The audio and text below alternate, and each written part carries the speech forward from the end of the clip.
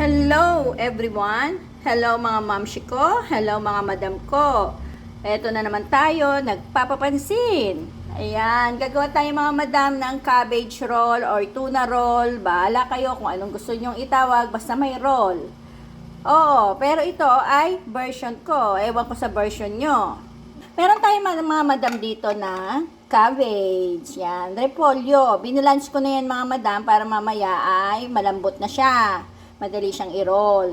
Ayan. Tapos meron tayo dito madam kanin. Kaning lamig. Yan. Yan yung kanin namin kagabi.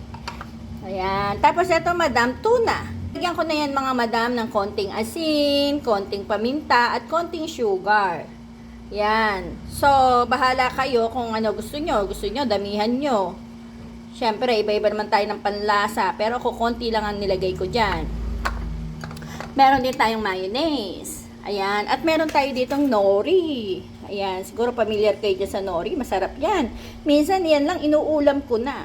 Ayan. Tapos, ang magpapasarap sa lahat ay ang ating mangga. Ang ating sweet mango. Ayan mga madam. Nilagay na natin yung ating mayonnaise do sa ating tuna. Ayan. Halu-haluin lang natin. Ayan. Ganito din madam pag gagawa ka ng tuna spread.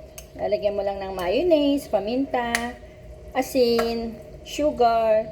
Yan. Meron ka na rin tuna spread. Pwedeng ipalaman sa tinapay. Lalagyan lang natin ng nori. Yan. Masarap tong nori mga madam. Try nyong bumili niya, natikman nyo. Masarap yan. Yan. Tapos lagyan natin ng konting rice. Nagugas naman ako madam ng kamaya at saka ako lang naman ang kakain nito. Huwag kayong ano dyan. Ayan. Ayan. Ganun lang mga madam. Ayan. Diba? How nice? Tapos ibibilot mo na. Ganun lang. Wait. Ayan. Kaya siya tinawag na cabbage roll. Ayan na mga madam. Siyempre, ginawa ko na yun na hindi nyo nakikita kasi mahirap magbilo. Ayan. Pero siyempre, pinakitaan ko rin kayo kung paano siya ginawa.